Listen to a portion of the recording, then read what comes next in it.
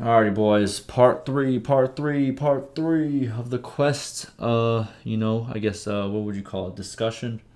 This discussion's gone all different places. Let you guys know again. I'm recording a lot of different videos at the same time because this is my like one day off to record videos, and I'm very tired.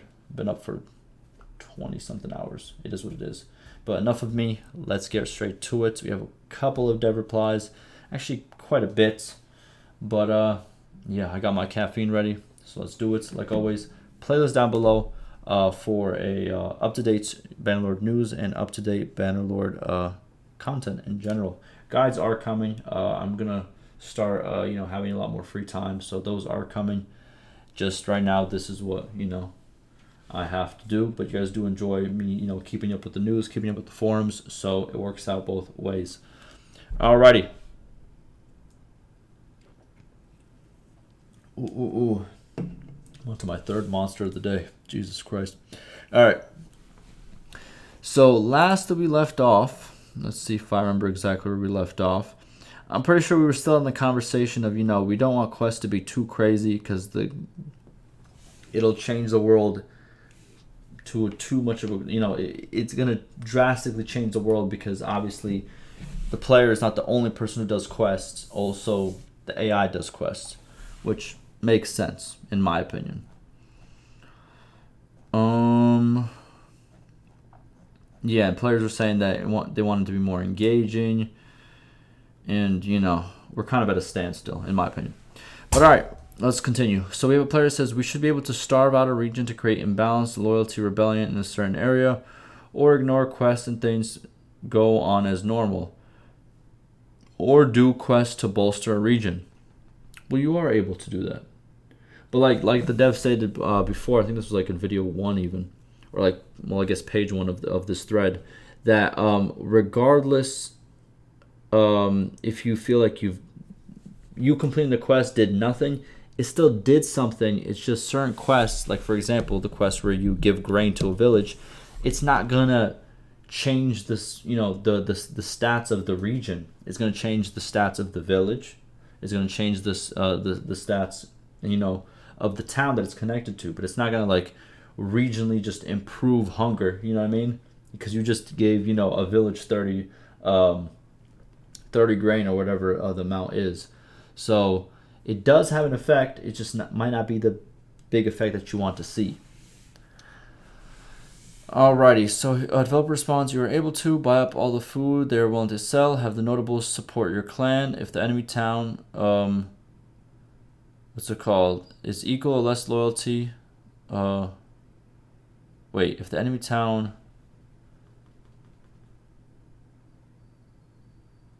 I'm confused about this. Raid their villages, start a siege. If you wish to bolster it in turn, you can use various sandbox mechanics, be it trading, clearing hideouts, defending villages, as well as complete quests. They do give boosts, they just don't resolve / override larger sandbox dynamics. That's another thing the devs talked about, that quests, they are not supposed to override these sandbox dynamics, which pretty much means, for example, this is an example he gave in the other video. So they don't want to add quests that reward you with certain things that you have to get through different things that the sandbox offers. For example, let's say there's a quest out there where you siege a castle, but the quest itself doesn't award you a castle. The quest just tells you go siege that castle. Pretty much you have to still do the sandbox mechanic of a siege, to complete the quest. They don't want the quest to be, do A, B, and C, and we are going to reward you with the castle without you having to do the siege. That's what they're pretty much saying, is they don't want the quest to override or, skip, important sandbox mechanics such as sieges or big battles and stuff of that nature. That's what they're pretty much talking about with quests. Quests can coexist with those features, and they can kind of, put you in that direction, but you still have to do those certain things, if that kind of makes sense. But yeah, technically you can starve out a region, and you can create imbalance. It might not be as flashy as you might want it to be, but there are sandbox mechanics, like he states right over here, that do allow that. Raiding villages does cause a lot of problems. Going into a town and buying up everything also will cause a lot of problems for, the enemy, if you can sneak into the enemy town and do that. So these do all do something. It just might not be as flashy. Like, you might not get a message that pops up that says, oh, they're starving, but you can kind of, gauge it, if that kind of makes sense. Then we have same person saying, true, but at the same time, not doing quests also shouldn't punish the players in a way that compels them to do them in a sandbox game. Rebellion system itself is fine, but the factors to reduce the town's loyalty with both the culture differentials and unresolved quest negatives make it feel like we have to do quests to get specific culture companions. Okay. The developer says that is the argument I'm making. A balance needs to be struck between having meaningless issue quests, having plentiful issue quests, and having obligatory issue quests. Okay, so there needs to be a balance, and I'm guessing the balance isn't there yet. I feel like there's a balance. Maybe I'm not looking too deep into it. But yeah, if the dev says it, then there probably isn't. Okay, so they are still working on a balance between all the different types of quests. Sounds good to me. Alrighty, Jesus, there's a lot of stuff. Okay, next we have a player saying, but even if there was a quest with significant impact, say broker a peace treaty, the one I mentioned earlier that was in Warband, wouldn't be Sandbox that can smooth out the disturbance? If Kingdom A was on the verge of snowballing, so Kingdom B and C start a war, and Kingdom A asks you to broker peace with Kingdom B, and you successfully do so, wouldn't the Sandbox mechanics take the hit and ask Kingdom D to wager a war to balance the scales again? Okay, let's see what the dev has to say. So that says, if we take peace treaty as an example and ignore that we are giving the player huge power over all other actors, forcing them into peace, I think the challenge lies with believable, meaningful consequences. Okay, so what the dev is pretty much saying here is, if you give the power for peace to the player, then you are ignoring what the other AI is saying, in a way. Because obviously the AI still needs to vote if they want peace. And if you give this quest to the player, then all of a sudden what they decide to do is more important than, for example, what all the other clans in for example, in kingdoms that the player has no relation to, have to say, which isn't really believable. An outsider just coming in and being like, listen guys, I know you guys want to start a war with these guys, with, you know what I mean? But how about we just make peace because I said so? It doesn't make too much sense. But all right. He says specifically, when do you restore the sandbox mechanics? Immediately after the quest. If the peace was forced, there would likely be an immediate redeclaration of war. That is true as well. Or do you enforce peace for X number of days? That is fairly significant intrusion and would likely also warrant some sort of special penalty if the player in turn breached said peace. Or do you want the quest to change all the preferences of various decision makers, which are normally derived from their assessment of the sandbox context? Finally, you mentioned the sandbox should address the balance of power consequences, but what if the player does several such quests, assuming they have enforced long-term rules? Damn. Hey, the guy thought he had something going, and the dev just said, let me shut that down real quick, all right? Let me shut it down all real quick. But yeah, there's a lot of ifs here, and obviously, it does breach the sandbox, which is something devs have said that they want to keep intact, so it is what it is. Alright, the player says, in short, are the sandbox mechanics as delicate as we think, or can we smooth itself out after a disturbance?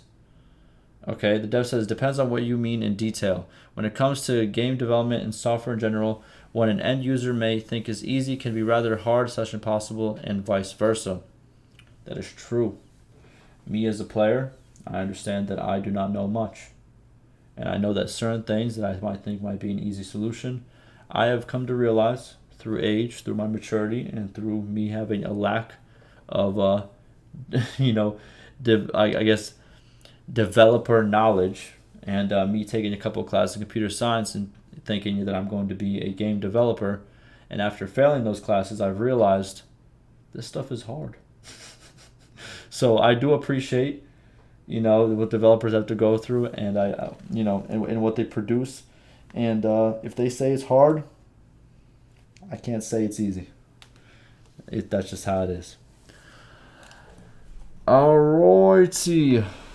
What is all of this?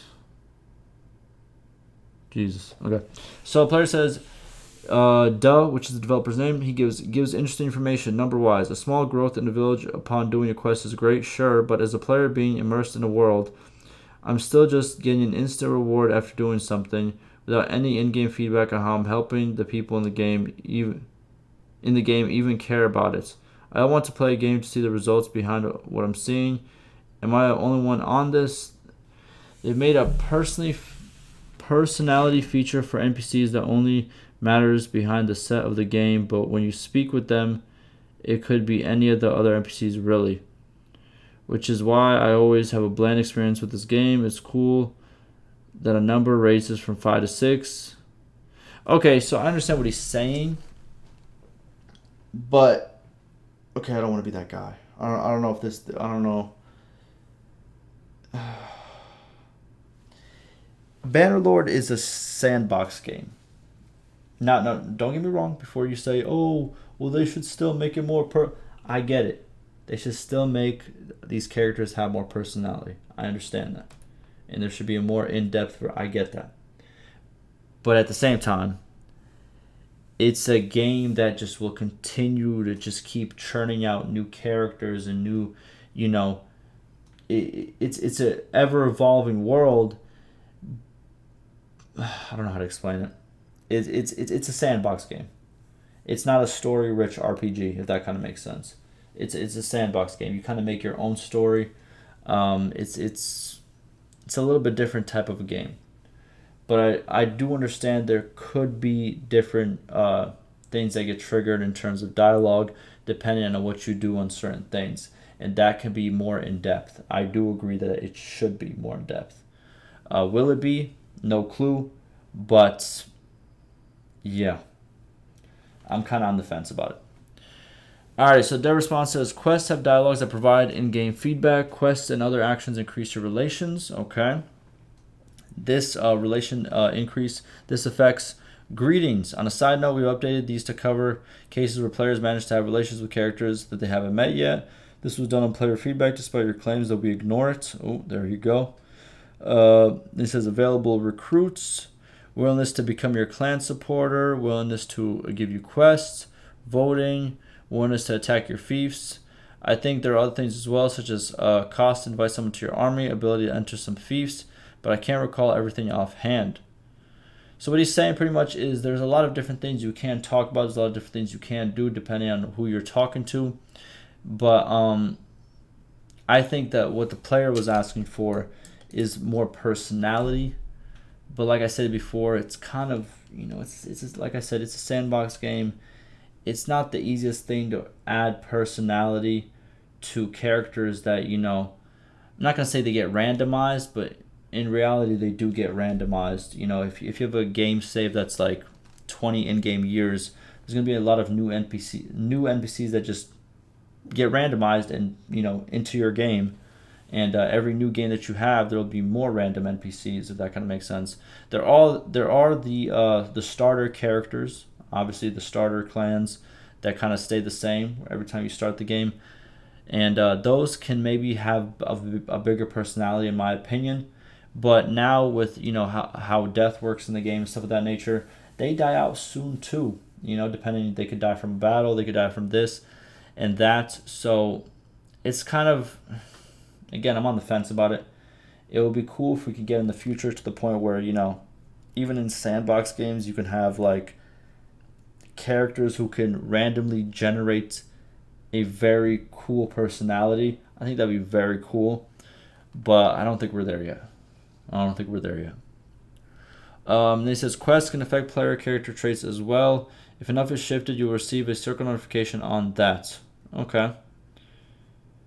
And he says your post is lacking a real suggestion. Do you have any specific thing that you want to see? Again, I think he wants to see something that I don't think is possible right now. in my opinion. And I think this isn't just for Bannerlord, but a lot of sandbox games. It's kind of a hard thing to really implement, I think, in my opinion. There's a lot of ifs that go into implementing something that he's looking for, but what he's looking for is something that would be kind of crazy good, you know. What else we got? All right, we have another player saying, when you say not currently, are you saying that there are plans to have high security, reduce crime? Also, I would disagree that it reflects the situation. You can have high security and still have many bands of looters roaming just outside your gates. At least that has been my experience. Developer response says, nope, I am just not ruling it out for potential consideration/implementation. I personally think such a change would probably not be made unless it's part of a larger overhaul that comprehensively reevaluates and balances all the interdependencies. But I only make recommendations, not final decisions. Okay.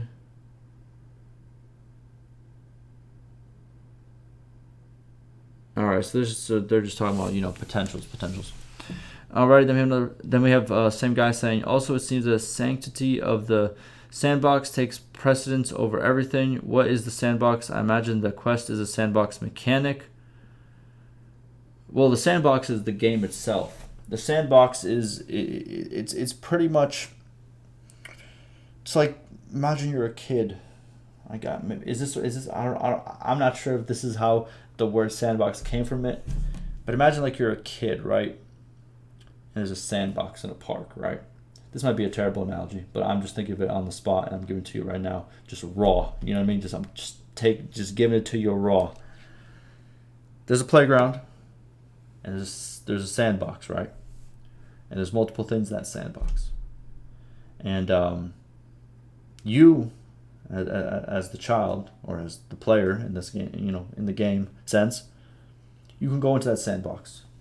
And you can, move some of the cars around, you know what I'm saying? Dig a couple holes, you know what I'm saying? Build a little sand thing with the little buckets, whatever, all that stuff that's in there. But then also, other kids can come in. And they could alter that sandbox. Which is, you could see the other kids as the AI in the game, right? And even if you step out of the sandbox, if you just, you go AFK, you fall asleep. You fall asleep on the bench, you know what I mean? You had your fun in the sandbox, you fell asleep on the bench.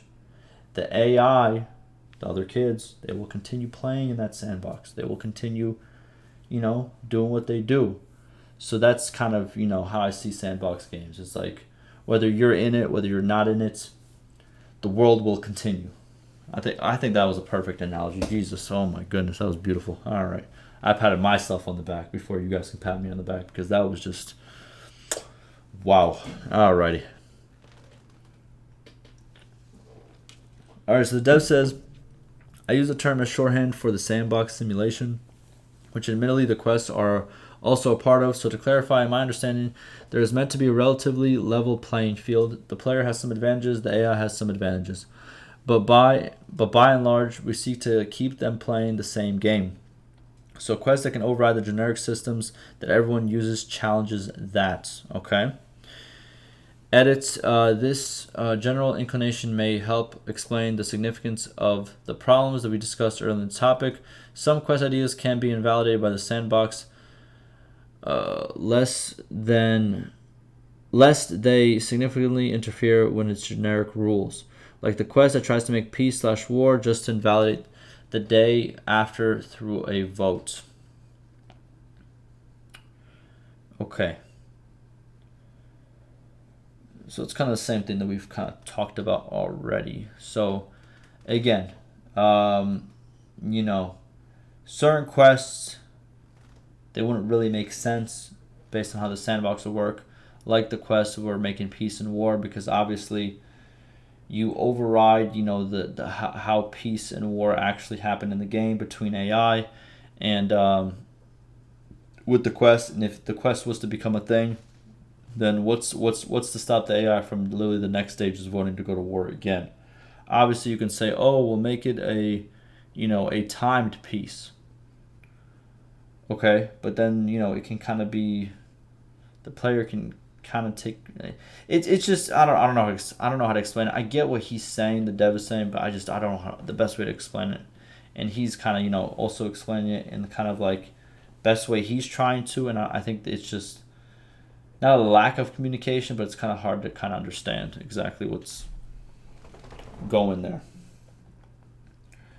And then we have the player saying it would be great if other parties / caravans could act as an extension to our agency. Right now they act like other NPCs, which is a major source of annoyance. Right now I just don't bother with caravans because eventually those idiots will run into some far off part of the world and get destroyed by either looters or enemies. Okay, yeah, I agree with that. Yeah. I think it would be cool if maybe there could be some reporting done. They could send some stuff back. I don't know. Whenever they see you or whenever they're close to you, they run towards you to be like, hey, just running past you. I saw you. Hey, how about some food? We have a lot of food. We're doing really good on food. Or, hey, look at these jewels that we got. You know what I mean? Our caravan's been doing great. Here, have some jewels. Something like that would be kind of cool. You know what I mean? Again, make the world feel more alive. Dev says, I personally agree on that front. I have liked to see something that allows the player to define trade routes, etc. That's also a very cool idea. Yeah, where you can kind of tell them where to go or kind of tell them what to trade. That would be really cool. Oh my god. Wow, that's a mod idea right there. Same thing that you do with workshops. You know what I mean? You can add options on what kind of trade they're going to participate in for your caravans. Very good mod idea right there.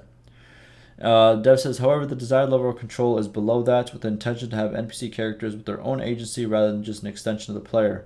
While there are certainly grounds to debate when, where, and how much it should be applied, in my opinion, this partial / limited control is one of the things that has been with the Mount & Blade series from the start.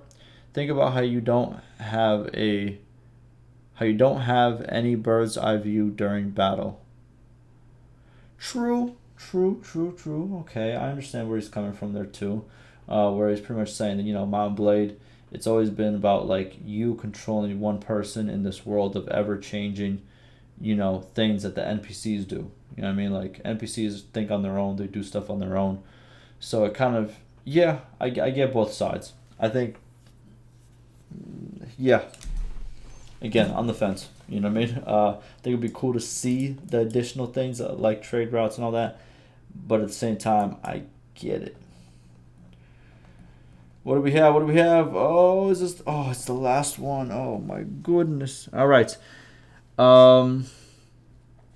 Lastly, we have a player saying, as you say, everyone, PC and NPCs have access to quests.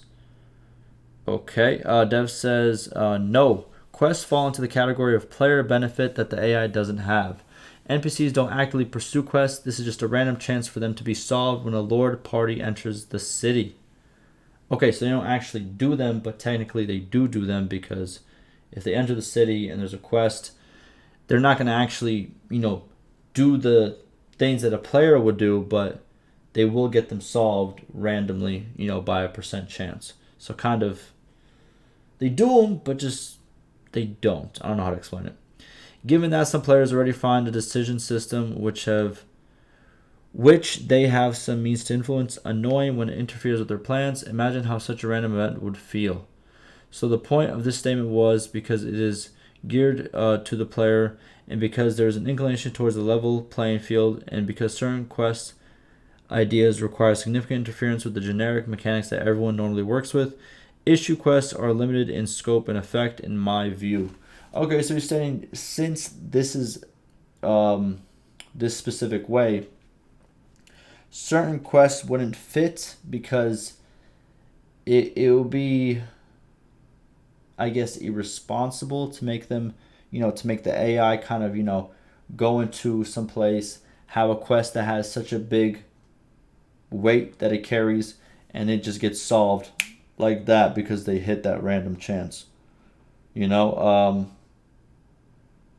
Yeah, and that's kind of why quests are kind of limited to what they could possibly do, and also their effects, and why they aren't so dynamic is because, the player, it will take time, and the player has to actually complete the quest objective, But the AI can just, like he states here, can just enter, a city or a village, and or a town or a village, and just complete the quest based on the random chance. So it kind of would be not a level playing field, if that kind of makes sense. But yeah, that will do it. What do you guys think about all these quest discussions? I don't mind the quests. I'll be honest, I don't mind them. I like to see more quests. I always like to see more quests. I like to experience the quest for the first time. I think that's fun. Some quests aren't that bad to redo, in my opinion. I think there's a good mix of them to the point where, well, I want to say that I feel like if they had like 10 or 20 is kind of a lot, but maybe like 7 more quests, maybe 10 more quests. I think that'd be pretty cool. There's a pretty good amount of quests. I think there's something like, I forgot, the devs stated exactly how many quests are total in the game. If I'm not mistaken, it's like either low 30s or high 20s. If I'm not mistaken. But yeah, there's a pretty good amount of quests in the game. But that will do it for me. Again, tell me what you guys think, and I will see you in the next one.